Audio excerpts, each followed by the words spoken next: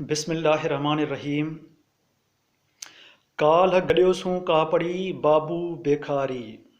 काल्ह गॾियोसूं कापड़ी बाबू बेखारी। सामी सीलो सिर ते माल्हा मोचारी। ॾई ॾेखारी फटे दिल फ़क़ीर वियो।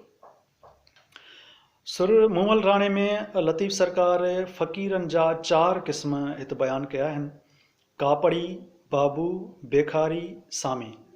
कापड़ी उहे फ़क़ीर हूंदा आहिनि जेके गेड़ू लिबास पाए माण्हुनि में ख़ैरु विरहाईंदा आहिनि, जीअं मालाऊं थियूं ऐं ख़ैर जा पाणी थिया, सॻा फीणा थिया।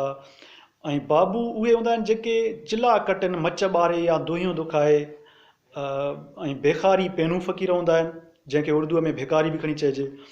ऐं उनखां अलावा सामी चइबो आहे जेके अलाह लोक फ़क़ीर आहिनि।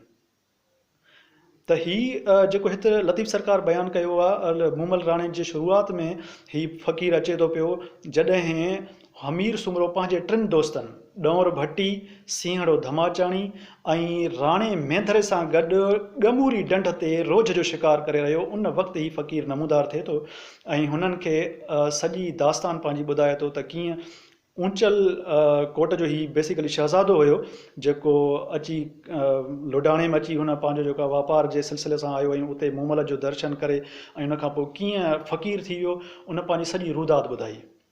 तॾहिं लतीफ़ सरकार चवे थो त काल्ह गॾियोसूं कापड़ी बाबू बेखारी। सामी सीलो सिर ते, हिकु पटी ॿधल हुयसि, सीलो पटीअ खे चइबो आहे। ऐं माल्हा मोचारी, हिकु माल्हा बि जेको आहे हुनखे पातल हुई, मणिया पातल हुया। पोइ ॾई ॾेखारी, सॼो किसो ॿुधाए करे फटे दिलि फ़क़ीर वियो। पोइ हुननि जी दिलि उधमा खाइण लॻी, दिलि एतिरी चीरजी वई, एतिरो दिलि में हिकिड़ो शौक़ु पैदा थियो जो ॿिए ॾींहं ते ई उहे जेका काक जे लाइ रवाना थिया। त असां बि ॾिसूं त उहा जेका ट्रिक्साट कहिड़ी आहे। जी लतीफ़।